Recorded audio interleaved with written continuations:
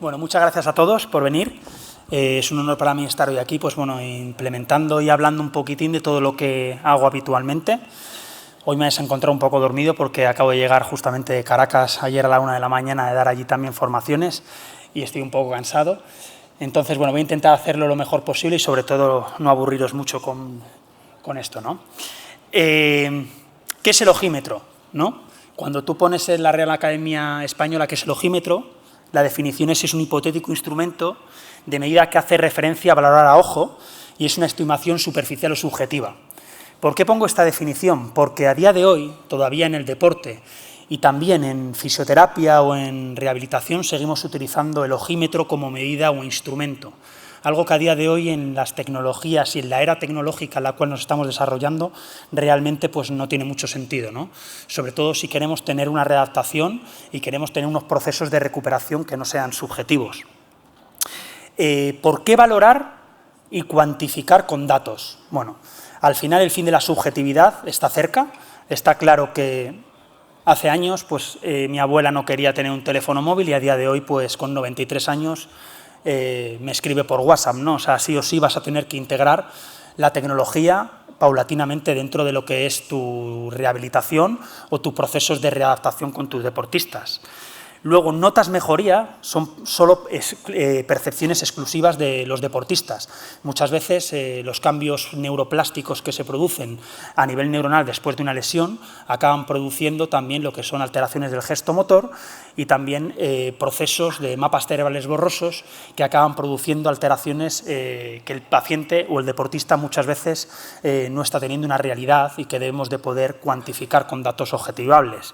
Por eso, para ello debemos de tener mayor sensibilidad, mayor especificidad y, sobre todo, una validez con instrumentos que nos den y nos permitan cuantificar esos datos. Para ello, pues, utilizo diferentes tipos de instrumentos, desde plataformas de fuerza, electromiografía, electroestimulación eléctrica transcranial, dinamometría, etcétera, etcétera. Instrumentos que me permiten, sobre todo, entender por qué debo de empezar y debo comenzar a valorar con todos mis deportistas. Lo primero de todo es que un mismo equipo puede ser utilizado por varios compañeros sin sesgos de error.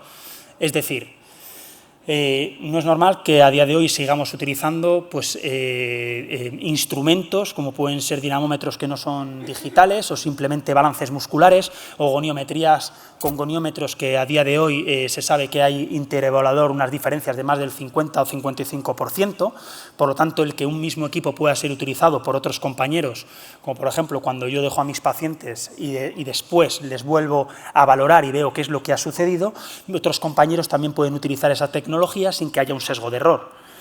Luego, eliminar la subjetividad del paciente y el terapeuta mediante datos reales, es decir, datos que se están exportando en el mismo momento y que me están indicando realmente qué es lo que está sucediendo cuando estoy haciendo un ejercicio o cuando estoy valorando con un paciente para posteriormente, en esa misma sesión, poder pautar un ejercicio. Es decir, si mi paciente ese día viene con fatiga y le hago un CMJ o, por ejemplo, su índice de salto es mucho más pequeño porque hemos estado haciendo un HIIT de alta intensidad y me indica que ha acumulado ácido láctico, pues ese día voy a tener que modificar en el instante mi programación con mi paciente, sobre todo cuando hablo de ejercicio terapéutico. Cuando hablamos de rendimiento, pues ya hablamos de otras fases y tendremos que integrarlo de otra manera. Después eliminamos después podemos diseñar planes de tratamientos y ejercicios en base a esos resultados, así como a la evolución. Es decir, cómo realmente nosotros estamos viendo si lo que estamos haciendo está bien hecho, ¿no? O sea, necesitamos entender que muchas veces se producen interacciones a la hora de realizar ciertos patrones motores que se han visto alterados por fases de sueño, que se han visto alterados porque tal vez el día anterior hemos hecho una carga superior a la cual teníamos que haber introducido a nuestro deportista o simplemente, ¿vale?, hemos tenido procesos emocionales que están generando que perdamos nuestro foco de atención y que ese día realmente nuestra área prefrontal, nuestro área de la toma de decisiones se ve alterada. Ese día está claro claro que tenemos que hacer otro tipo de readaptación, otro tipo de ejercicio, y eso se puede cuantificar y se puede medir. Y para ello, pues bueno, el deportista tiene que entender esos procesos mediante esos datos. Cuando tú a un deportista le enseñas en una sesión por lo que tiene que hacer y lo que hemos estado valorando antes de ejecutar o realizar un ejercicio, ¿vale?, lo va a entender mucho mejor. Y hay a veces que el no pain, no gain y este tipo de mensajes que se están dando a día de hoy, pues están generando también muchísimas lesiones y recaídas en nuestros deportistas, cuando por tu sensación subjetiva de que tal vez te encuentras bien, no es real, porque fisiológica y biológicamente está claro que estamos viendo datos que te están diciendo que hoy tenemos que hacer otra cosa.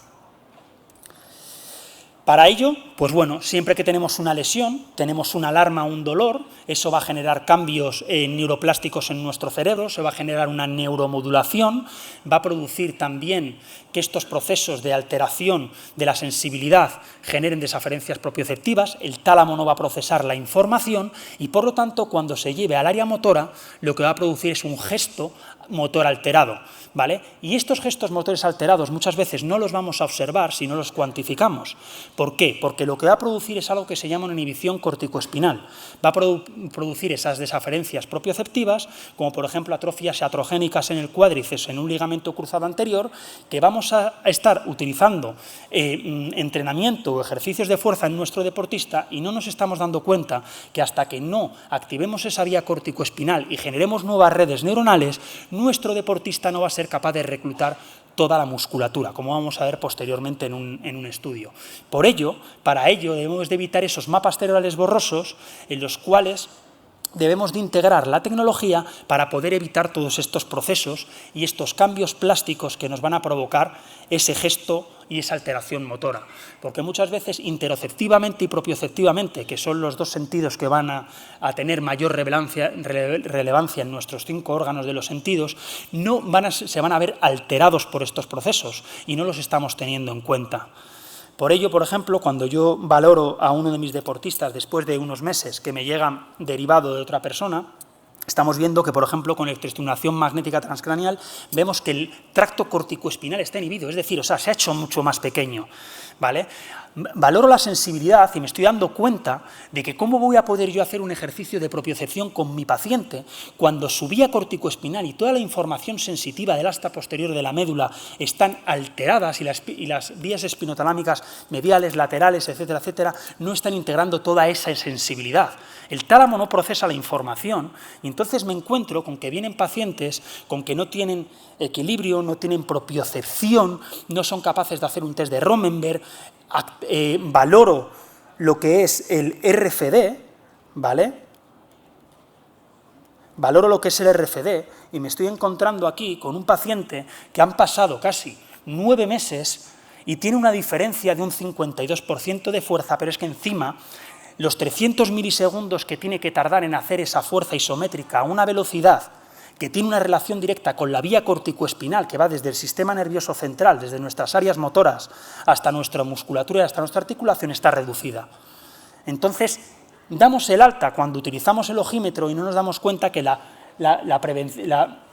aumento de la probabilidad de lesiones es mucho mayor y nos encontramos con que muchos deportistas a los 2 años vuelven a romper otra vez el cruzado. ¿Vale? Y nos encontramos que no solo tiene que ver con las cargas, porque no hablamos de deporte profesional, hablamos también de deporte en las que muchas veces estos tipos de cambios plásticos no se han valorado, no se han tenido en cuenta y nos encontramos con este tipo de pacientes. Por lo tanto, para poder llegar a estas fases finales, en las cuales no hay atrofia atrogénica, en las cuales estamos viendo que el RCD, que el pico máximo de fuerza, que la vía corticoespinal y que esos cambios plásticos los hemos recuperado, desde las primeras fases debemos de empezar a trabajar con nuestros deportistas y con nuestros pacientes.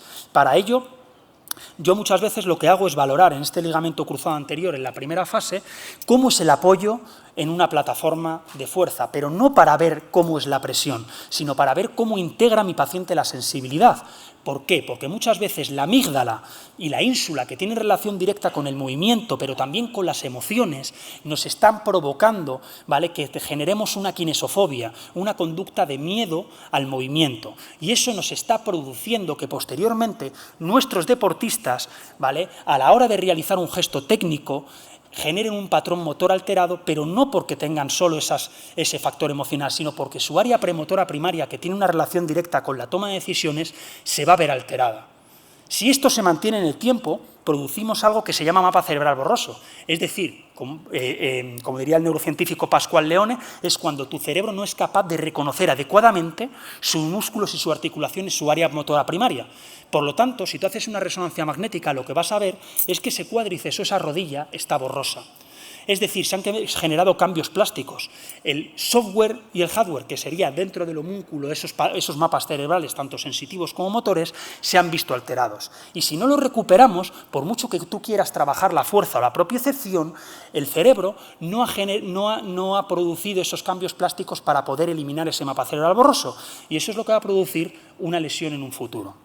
Para ello, no solo debemos de fijarnos en el córtex motor y en la respuesta, sino qué sucede con los inputs sensoriales, cómo se integra en el cerebro y cómo el tálamo procesa esa información. Y para ello debemos de empezar a trabajar desde los primeros inicios con nuestros deportistas en un biofeedback. Es decir, cómo estoy utilizando aquí un trabajo isométrico para disminuir el dolor, pero para empezar a trabajar paulatinamente con ellos, pero no solo eso, sino que normalmente los entrenadores o los readaptadores o los fisioterapeutas somos dictadores, es decir, mandamos, pero quien al final no ejecuta ni toma la decisión es el propio deportista. Por eso, cuando trabajo con un biofeedback y una biorretroalimentación, como en este caso, que estoy trabajando electromiografía de superficie con ese trabajo isométrico, yo le estoy llevando, ¿vale?, hasta un punto de contracción en la cual yo he valorado previamente que no hay dolor, ¿vale?, y que quiero dejar una huella neurológica. Pero es que además la potencio con electroestimulación eléctrica transcraneal para aumentar la permeabilidad de la membrana a nivel del sistema nervioso central y que ese proceso neuroplástico se adquiera mucho mayor. Aquí la toma de decisión la está tomando el deportista. Si me paso, tengo que reducir. Si reduzco, tengo que aumentar. Y esto me permite varias cosas. La primera de ellas, si hay dolor, se disminuye. ¿Por qué? Porque a nivel de una estimulación nociceptiva multimodal, cuando yo utilizo un biofeedback, lo que se está produciendo también es una atención dividida. Es decir, mi cerebro no es multitarea ni puede estar focalizado en dos cosas a la vez, por lo que al final se reduce el dolor y empezamos a generar nuevos patrones motores. También mayor control motor y sobre todo un biofeedback con sonido, que en este caso también utilizo un metrónomo para que ese control motor se adquiera mucho mejor. Posteriormente, ¿qué tenemos que hacer? Pues bueno, a los 6 meses sabemos que hay una mera recuperación del RFD y hasta las 12 meses no se ve una simetría significativa, ¿vale? Por lo que tenemos que tener una batería desde los inicios hasta el final, pero sobre todo lo que tenemos que hacer es que a los meses tenemos que saber si ese trabajo que hemos estado haciendo está generando realmente esos cambios plásticos. ¿Por qué? Porque cuando hagamos el Return to Play y nos vayamos a trabajar con nuestros deportistas, él interoceptivamente muchas veces te va a decir, yo es que no me noto fino, ¿no? Es que ahora cuando realizo este gesto me noto como raro, ¿vale? Eso es interocepción. Eso es cómo integra nuestro deportista el gesto técnico que se ha visto alterado. Y nosotros damos el alta porque hemos visto que sí, que a nivel de fuerza no hay una dismetría, que vemos que está corriendo, que vemos que está saltando, que vemos que hay procesos de readaptación que se han producido en todas las fases, pero interoceptivamente estamos viendo que el gesto no está siendo correcto y tenemos que tener en cuenta que cuando esto sucede, también nuestro área prefrontal en toma de decisiones y nuestro sistema visual tiene que generar muchísima mayor activación de las áreas relacionadas con la visión y con la toma de decisiones y va a provocar que cuando no están automatizados estos gestos y no se han trabajado previamente con biofeedback, como pueden ser con este trabajo de electromiografía con Kinment, pues no vamos a automatizarlo y eso va a provocar que este desgaste a nivel neuronal produzca, ¿vale?, otra vez una probabilidad de lesión en todos nuestros deportistas. Como habéis visto en este vídeo, diferentes tipos de tratamientos, ¿no?, y de formas de evaluar, desde trabajo isométrico, CMJ, sentadilla, ejercicios de equilibrio, etcétera, etcétera. Posteriormente podemos utilizar diversos tipos de plataformas o de trabajos isométricos para poder integrar la tecnología dentro de lo que es la readaptación, es decir, no solo estamos utilizando la tecnología en una primera fase, sino que la utilizamos durante todo el proceso y una vez que hemos integrado a nuestro deportista en el Return to Play, cada cierto tiempo volvemos a valorar. Pero también nos sirve, y es que parece que todo este tipo de tecnología la utilizamos una vez que el deportista se ha lesionado, lo cual para mí es un error, ¿vale? Porque como siempre digo, cuando doy el alta al paciente le digo, ojalá nunca más te vuelva a ver. Quiere decir que no he tratado un síntoma, he tratado una causa, ¿vale? Y el poder utilizar esta tecnología como fase de prevención es fundamental, ¿vale? Es decir, prevenir me va a permitir, ¿vale?, mejorar los procesos de que mi paciente no se lesione y, por lo tanto, hacer que estos procesos no se paren ante un deportista, que es lo peor que le puede pasar. Como último, voy a poner un caso clínico de un chico que juega al rugby, es el único chico discapacitado que está dentro de una selección andaluza de rugby, jugando con personas que no tienen una minusvalía, o bueno, como diría yo no entiendo de adaptaciones, sino de readaptaciones. O sea, no existen discapacidades, sino posibilidades, y aquí lo que estoy haciendo es valorar, ¿vale?, con tecnología, con dinamometría, con plataformas de fuerza, tanto con la prótesis como sin la prótesis. ¿Por qué? Porque en base a lo que yo me encuentre aquí, a los déficits que yo me encuentre, voy a trabajarlos ahí. Si yo me encuentro en que hay una falta de fuerza en mi paciente con prótesis a la extensión, voy a trabajo de fuerza en extensión con la prótesis. Si es sin la prótesis, pues sin la prótesis. Y luego lo que estábamos observando aquí es que realmente a este niño nadie le había enseñado a saltar y a recepcionar con la prótesis. Por lo tanto, cuando hacíamos este tipo de análisis biomecánico, lo que observábamos es que había déficit, pero no déficit porque realmente había una discapacidad, sino porque neurobiomecánicamente ya se había adaptado a su prótesis. O sea, cuando hablamos de discapacidad, solo tienes que irte a una paraolimpiada para ver realmente quién es el discapacitado aquí, ¿no? Entonces, lo que hicimos en este deportista base es enseñarle a recepcionar y a saltar con la prótesis, algo que nadie le había enseñado. Para ello, tuvimos que hacer un proceso de aprendizaje motor nuevo, tuvimos que hacer un proceso de nuevas conexiones de redes neuronales y posteriormente tuvimos que hacer un proceso de readaptación en base a su deporte, ¿vale? Entonces, bueno, para terminar, simplemente me gustaría terminar un poco pues, con 3 frases que me gustan mucho y que siempre termino en los congresos. La primera de ellas es que no se trata de tener una gran inteligencia, sino de ser muy curioso. La curiosidad nos lleva siempre a poder ir un poco más allá y avanzar mucho más lejos en base a lo que queremos conseguir. La tecnología está aquí, nos guste o no nos guste, es la era de la inteligencia artificial.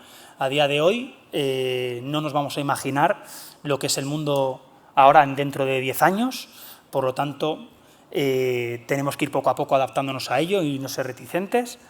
La otra es que daría todo lo que sé por la mitad de lo que ignoro, es una frase de Descartes que me gusta mucho.